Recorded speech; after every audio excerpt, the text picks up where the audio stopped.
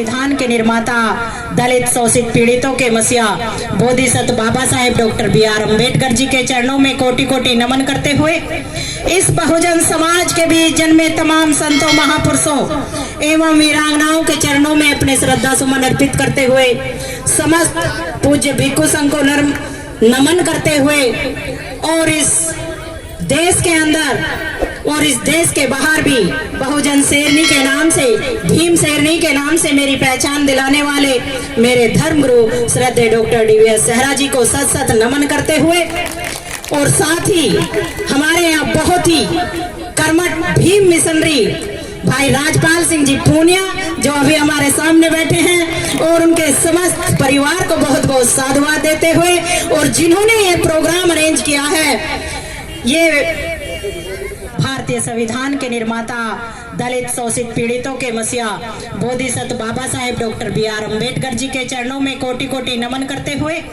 इस बहुजन समाज के बीच जन्मे तमाम संतों, महापुरुषों एवं वीरांगनाओं के चरणों में अपने श्रद्धा सुमन अर्पित करते हुए समस्त पूज्य भिक्षु संघ को नमन करते हुए और इस देश के अंदर और इस देश के बाहर भी बहुजन शेरनी के नाम से, भीम शेरनी के नाम से मेरी पहचान दिलाने वाले मेरे धर्मगुरु श्रद्धेय डॉक्टर DVS सहरा जी को सत सत नमन करते हुए और साथ ही हमारे यहाँ बहुत ही कर्मठ भीम मिशनरी भाई राजपाल सिंह जी पूनिया जो अभी हमारे सामने बैठे हैं और उनके समस्त परिवार को बहुत बहुत साधुवाद देते हुए और जिन्होंने ये प्रोग्राम अरेंज किया है, ये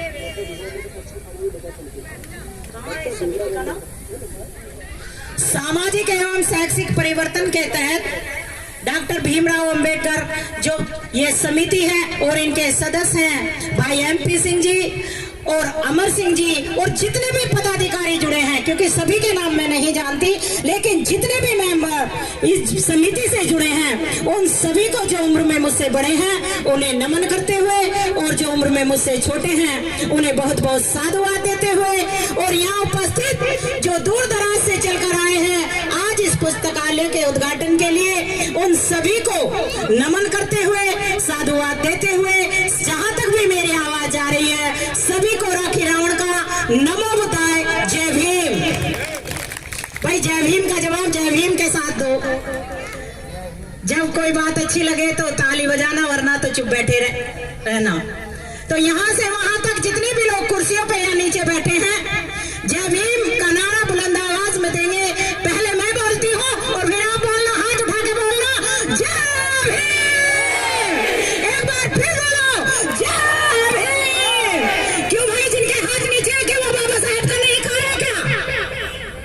जिन्होंने हाथ ऊपर करके जय भीम का नारा नहीं बोला वो किसका दिया हुआ खा रहे हैं? तो एक भी हाथ नीचे न रहना चाहिए। किसी का हाथ टूट गया है वो अलग बात है, लेकिन जिनके हाथ ये सही सलामत है वो हाथ ऊपर करके बोलेंगे। यहाँ से वहां तक एक बार फिर बोलेंगे, चाहे महिला है, चाहे बच्चे हैं, चाहे पुरुष है, जय भीम। अब के सबके हाथ ऊपर हो गए, बहुत बहुत धन्यवाद। क्योंकि जिसका हम खा रहे हैं तो चुकाना भी उसी को पड़ेगा। जिस बैंक का कर्जा लिया है उसी बैंक को लौटाना पड़ेगा। अगर कर्जा PNB का है, लौटा बड़ौदा बैंक को दिया तो घर के कुर्की संभव है, कोई रोक नहीं पाएगा। इसलिए खा बाबा साहेब कर रहे हो तो लौटाना भी बाबा साहेब को ही पड़ेगा, किसी रामकृष्ण भोले को नहीं लौटाना पड़ेगा। ये कान खोल के सुन लो। और आज यहाँ टाइम बंदे जी का ज्यादा है तो मैं शॉर्ट में अपनी बात रखूंगी, लेकिन यहाँ बच्चों के शिक्षा को लेकर जो एक बहुत बड़े उनके उज्जवल भविष्य के लिए इन्होंने नींव रखी है, तो मैं ये कामना करती हूँ और ये चाहती हूँ कि इन्होंने जो इस समिति ने जो ये महान काम किया है, इनका ये महान काम तरक्की पाए और यहाँ बच्चे आकर इस पुस्तकालय की शोभा बनकर आगे भी कई पुस्तकालय खोलने का काम करें। जो नींव इन्होंने आज यहाँ रखी है वो यहाँ से पढ़कर अपनी जिंदगी बनाए और दूसरे इस बहुजन समाज के बच्चों की भी जिंदगी बनाए। तो मैं बहुत बहुत साधुवाद इस समिति को देती हूँ। बाबा साहेब जब पढ़ने के लिए जाते थे, अभी हमारे भाई एक बात कह रहे थे कि शिक्षा बहुत बड़ी चीज है और शिक्षा के बिना कुछ भी संभव नहीं है। ठीक बात है, शिक्षा बहुत बड़ी चीज है, शिक्षा के बिना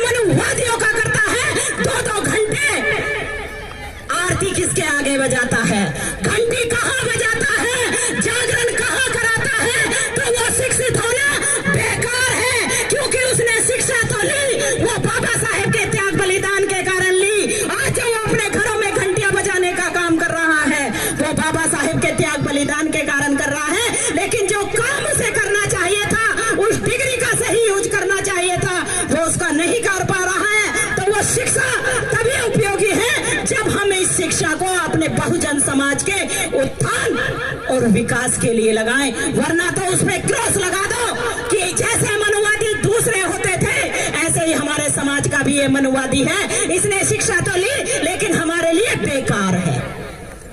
सही है हालत। अब मैं वो बात बताऊंगी कि जब बाबा साहेब पढ़ने के लिए जाते थे तो बड़ी मुश्किल से बाबा साहेब पढ़ते थे। एक छोटा सा कमरा बाबा साहेब के परिवार के पास था। सब उसी परिवार के लोग उसी कमरे में रहते थे और बाबा साहेब जब रात को पढ़ने के लिए बैठते थे तो घर का सारा काम खत्म जब हो जाता था तो उसी खोली में बाबा साहेब पढ़ने के लिए बैठते थे। जब उस खोली के अंदर तेल जलाने के लिए हमारे मसीहा को नहीं मिलता था तो वो बाहर आते और खंबे पे जो लाइट लगी होती वो उस लाइट में पढ़ा करते थे। यानी कि खंबे की लाइट कितनी ऊंची होती है और वो लाइट भी पहले इतनी तेज नहीं जला करती थी जितनी तेज आज जलती है। तो एक बच्चा उस खंबे की लाइट के नीचे बैठकर पढ़ता है। एक बच्चा रात को 10-11 बजे पढ़ने लगता है और सुबह के 4-5 बजे तक, यानी कि जब तक माता भीमाबाई उठ के काम करने के लिए तैयार होती थी हमारे मसीहा उसी खोली में पढ़ा करते थे। आज हम भूल गए कि आज जो हम एसी रूम में बैठकर पढ़ते हैं, बड़े बड़े रूमों में पढ़ते हैं, ये किसके कारण हुआ? ये सब बाबा साहेब के कारण हुआ। बाबा साहेब की एक बात जो भी यहाँ पर बोली जा रही थी कि शिक्षा वो शेरनी का दूध है जो पिएगा क्या करेगा? दहाड़ेगा। और बाबा साहेब कैसे बोलते थे? आपने कैसे कहा? दहाड़ेगा। लेकिन बाबा साहब ऐसे नहीं कहते थे। बाबा साहेब के कहने का अंदाज, क्योंकि मैं सोचती हूँ कि बाबा साहेब एक बबर शेर थे तो मैं बाबा साहेब की बात बाबा साहेब की वाणी में ही बोलने की कोशिश करती हूँ। तो बाबा साहेब कैसे कहते थे? शिक्षा वो शेरनी का दूध है जो पिएगा वही दहाड़ेगा। ये तुम्हारी तरह से नहीं, तो शब्द वही है, बोलने का तरीका अलग हो गया है, हो गया, क्योंकि एक शेर और एक भेड़िए और एक मेमने में अंतर साबित हो जाता है। तो बाबा साहेब ने शिक्षा ग्रहण की और शिक्षा के बल पर वो शेर की तरह दहाड़े और वो बबर शेर बने। जब बाबा साहेब, यहाँ हिंदू धर्म की बात अभी आ रही थी कि बाबा साहेब का जब तक ज्ञान नहीं था, अभी हमारे भाई जो, मैं उनके लिए बहुत बहुत साधुवाद देती हूँ कि 5,000 रुपए का योगदान वो दे के गए हैं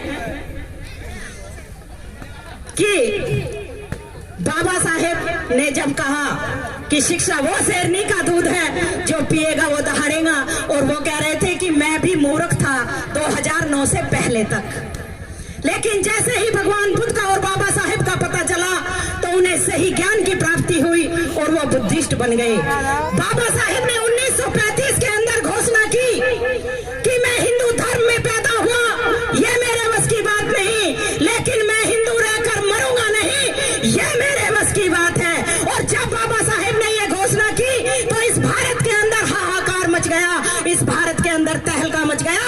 बहुत सारे लोग बाबा साहेब के पास आने लगे और वो कहने लगे, हिंदू नेताओं ने कहा, डॉक्टर अंबेडकर आप हिंदू धर्म को मत छोड़ो, हम आपकी बात मानने के लिए तैयार हैं। ये बात जरा गौर से सुनना, ये बहुत इंपॉर्टेंट बात है। निजाम हैदराबाद ने बाबा साहेब को प्रस्ताव भेजा। उन्होंने कहा कि डॉक्टर अंबेडकर मैं आपको अपनी आधी रियासत का राजा बना दूंगा, आप मेरे मुस्लिम धर्म को ग्रहण कर लो, क्योंकि बाबा साहेब के पीछे ये जो करोड़ों करोड़ों बहुजन थे ये सब बाबा साहेब के साथ थे। तो लोग ये चाहते थे कि जिधर डॉक्टर अंबेडकर जाएगा ये वोटर भी उधर ही जाएंगे, तो इनके राजा हम बनेंगे। तो इसलिए बाबा साहेब को लालच पे लालच दिया जा रहा था कि डॉक्टर अंबेडकर आप सिख धर्म में आ जाओ। निजाम हैदराबाद ने कहा कि मैं आपको आपकी अपने आधी रियासत का राजा बना दूंगा, आप मेरे मुस्लिम धर्म को ग्रहण कर लो।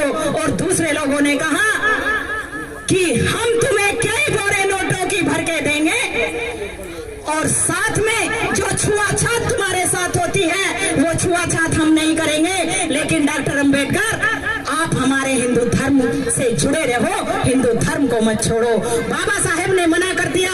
पहली तो बात, जब कई बोरी नोटों की आई तो बाबा साहेब ने कहा कि तुम मुझे ये 2-3 बोरे नोट देते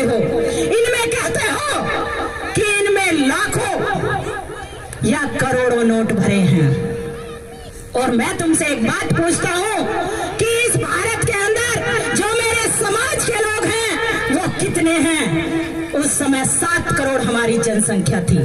तो बाबा साहेब ने कहा कि ये जो 2-3 बोरे नोट मेरे पास भर के देने का मुझे ऑफर दे रहे हो, इस भारत में रहने वाले मेरे 7 करोड़ बच्चे हैं जो अछूत हैं। अगर मैं इन 3 बोरी नोटों को अपने 7 करोड़ बच्चों में बांटूंगा तो एक के हिस्से में आएंगे 2-3 रुपया। और कहते हैं बाबा साहेब कि मेरे बच्चों की कीमत तुम 2-3 रुपए से आते हो, मैं लात मारता हूँ तुम्हारे इन 2-3 बोरे नोटों को, और नहीं चाहिए मुझे तुम्हारे ये 2-3 करोड़ नोट। और बाबा साहेब ने उस ऑफर को ठुकराया।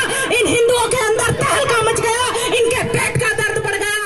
फिर इन्होंने करपति महाराज को बाबा साहेब के पास भेजा, जो हिंदुओं का सबसे बड़ा शंकराचार्य थे। करपति महाराज कोई छोटे मोटे नहीं थे, हिंदुओं के 4 शंकराचार्य हुआ करते थे, जिनमें से एक करपति महाराज थे। ये बाबा साहेब के पास करपति महाराज को भेजते हैं और कहते हैं कि जाओ डॉक्टर अंबेडकर से किसी भी तरह बात करो कि वो हमारे हिंदू धर्म का त्याग ना करें। अध्यक्ष जी और कोषाध्यक्ष जी से अनुरोध करूंगा कि कृपया वो मनोज जी ने कुछ सहयोग राशि प्रदान करना चाहते हैं तो मनोज जी से सहयोग राशि ले लें। बाबा साहेब के पास जब करपति महाराज जाते हैं और वो कहते हैं कि ठीक है, मैं आपकी ये शर्त मानने के लिए तैयार हूँ कि मैं तुम्हारे हिंदू धर्म को ना छोड़ूं, लेकिन जिन्होंने तुम्हें मेरे पास भेजा है उनसे जाकर मेरी 3 डिमांड बता देना। बाबा साहेब ने पहली डिमांड जो तुम्हारे लिए मांगी, अपने लिए नहीं बाबा साहेब, अपने लिए नहीं, हर एक डिमांड हर एक काम बाबा साहेब का तुम्हारे लिए होता था। उन्होंने कहा कि जाओ कह देना कि डॉक्टर अंबेडकर ने कहा है अंतरजातीय विवाह और अंतरजातीय खान पीन, यानी कि एक ब्राह्मण एक शूद्र और अति शूद्र के घर भी शादी कर सकता है, और एक अति शूद्र और शूद्र ब्राह्मण बनिया किसी ब्राह्मण की लड़की के यहाँ भी शादी कर सकता है। तो कोई रोक टोक नहीं होगी, एक के साथ दूसरा मिलके आराम से बैठ के खाना खाएगा, कोई छुआछूत नहीं होगी। मेरी दूसरी डिमांड कि हिंदू धर्म ग्रंथों के अंदर मेरे समाज के लोगों के लिए या इस बहुजन समाज के लिए जो राक्षस दस्यु चांडाल यानी कि मेरी महिलाओं के लिए अश्लील शब्द भरे पड़े हैं, मेरी बहन बेटियों की इज्जत लुटती है, जाओ कह दो उनसे कि हिंदुओं के जितने भी धर्म ग्रंथ हैं उन सबको हटाकर जो उनकी अच्छी अच्छी बातें हैं उन सब का मिलाकर वो एक ग्रंथ बनाए। जैसे सिखों का गुरु ग्रंथ है और ईसाइयों की बाइबल है, मुस्लिमों की कुरान है, तो ठीक इसी तरीके से तुम्हारा भी केवल एक ग्रंथ होना चाहिए, सभी को सबके समान हक मिलने चाहिए। और बाबा साहेब की तीसरी डिमांड, जरा कान खोल के सुन लेना जितने भी लोग यहाँ बैठे हैं, बाबा साहेब की तीसरी डिमांड, बाबा साहेब ने कहा कि अब तक यहाँ 4 धाम हैं, 4 धाम गिने जाते हैं ना कि चारों धाम की यात्रा करो स्वर्ग की प्राप्ति होगी। बाबा साहेब ने कहा कि अब यहाँ पर 4 शंकराचार्य नहीं बनेंगे, 5 शंकराचार्य बनेंगे, जिसमें एक ब्राह्मण होगा, एक बनिया होगा, एक राजपूत होगा और एक शूद्र होगा। और मेरा समाज शूद्रों में भी नहीं आता, तो एक शंकराचार्य मेरे समाज यानी अछूत जाति से होगा। और जो मेरे समाज के लोग, बाबा साहेब डरते नहीं थे किसी से, और बाबा साहेब ने कहा कि आज जो मेरे समाज के लोग, जो ये शूद्र अति शूद्र लोग एक ब्राह्मण शंकराचार्य के पैर धोकर पीते हैं, लेकिन जब मेरे समाज का शंकराचार्य बन जाएगा तो ब्राह्मण बनिया राजपूत भी मेरे समाज के शंकराचार्य के पैर धोकर पिएंगे। ये डिमांड बाबा साहेब ने मांगी। अब हिंदू धर्म का तख्ता हिल गया। उन्होंने कहा कि अरे डॉक्टर अंबेडकर की तीनों बात हमने मान ली, तो ये हिंदू धर्म जो ऊंच नीच पर आधारित है ये खत्म हो जाएगा, ये समानता पर आधारित, सबके साथ मैत्री करनी पड़ेगी। तो इन मनुवादियों ने फिर शंकराचार्य को बाबा साहेब के पास भेजा और कहा कि जाओ कह दो डॉक्टर अंबेडकर से हम इनकी एक भी शर्त मानने के लिए तैयार नहीं हैं, हम तीनों में से एक भी शर्त नहीं मानेंगे। बाबा साहेब ने कहा कि ठीक है, तुम मेरी एक भी शर्त नहीं मानोगे तो मैं भी तुम्हारे शर्तों को मनवाने में कोई इंटरेस्टेड नहीं हूँ, मैं तुम्हारे हिंदू धर्म को ठोकर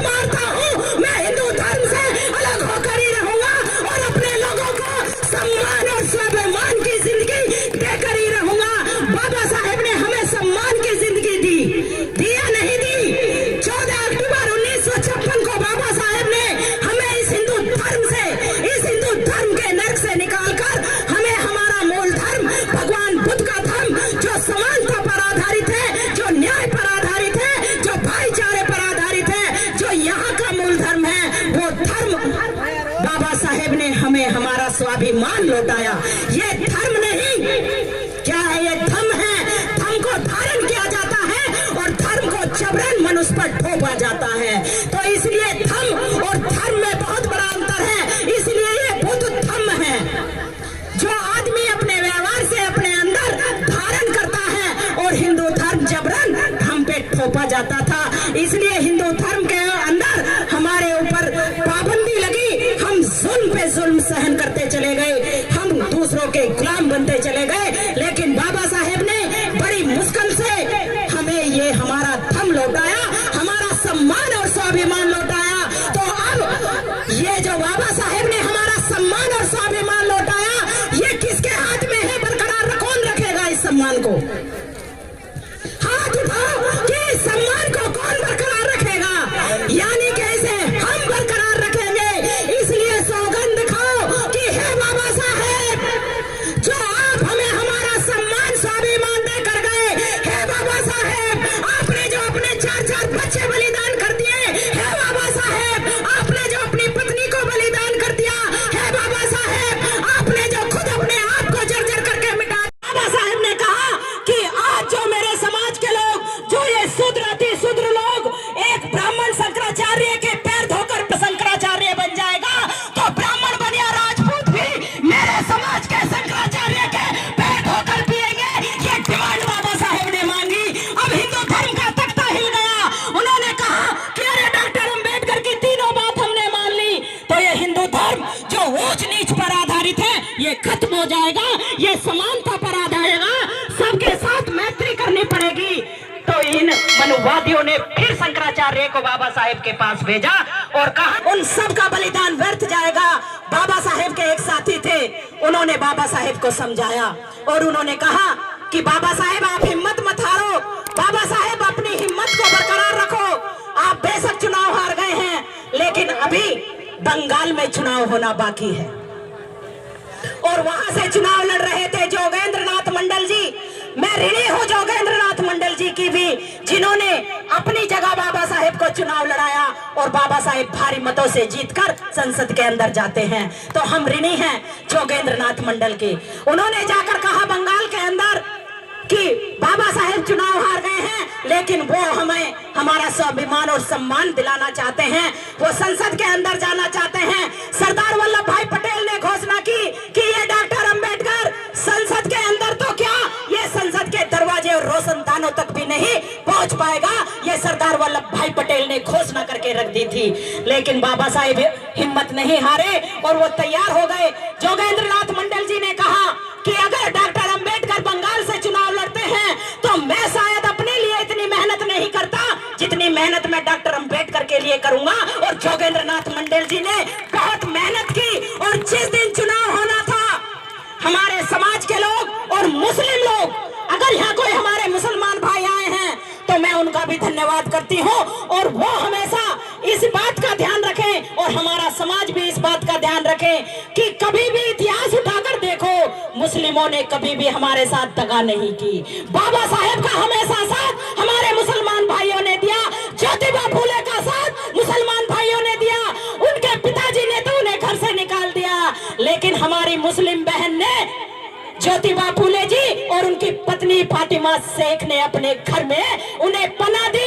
हिंदुओं ने नहीं दी, मुसलमानों ने दी। जब बाबा साहेब ने मनुस्मृति को आग के हवाले किया तो वो जो पांडाल बना था, वो पांडाल बनाने की भी जगह हमारे एक मुसलमान भाई ने दी थी, हिंदुओं ने नहीं दी थी। और जब हमारे लिए बाबा साहेब ने 2 वोट का अधिकार और अलग पहचान मांगी थी, तो जो मुस्लिमों के नेता थे जिन्ना साहेब, मैं सैल्यूट करती हूँ उन्हें भी, उन्होंने कहा, गांधी जी ने कहा कि डॉक्टर अंबेडकर का साथ मत दो। जिन्ना जी, मैं आपकी साथ, बीच में बात आ जाती है तो इसलिए बतानी पड़ती है कि डॉक्टर अंबेडकर का साथ मत दो, मैं आपकी साथ बात मान लूंगा, लेकिन आप डॉक्टर अंबेडकर का साथ मत दो। लेकिन जिन्ना साहब ने कहा कि गांधी जी, जिस तरीके से मैं अपने समाज के अधिकार लेने के लिए आया हूं, उसी तरीके से डॉक्टर अंबेडकर भी अपने समाज के लोगों के अधिकार के लिए आए हैं। तो गांधी जी, मैं डॉक्टर अंबेडकर के साथ हूं, आपके साथ नहीं हूं,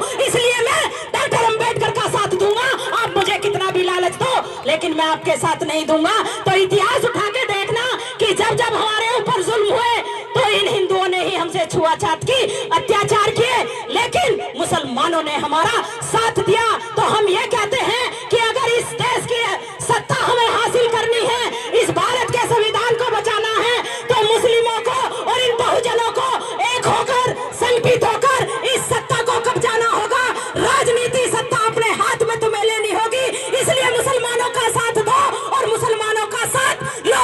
उन्हें 14 अप्रैल मनाने के लिए कहो और ईद तुम मनाओ। तो इसलिए खुशियां मिल बांट के बनाओ, तो इनके पेट का दर्द बढ़ जाएगा और बहुत सारे मनुवादियों को अटैक पड़ के ही मर जाएंगे। ये छोटी बात नहीं है, बहुत सारों को अटैक आ जाएगा और हॉस्पिटल भर जाएंगे। श्रद्धेय राहुल भंते जी।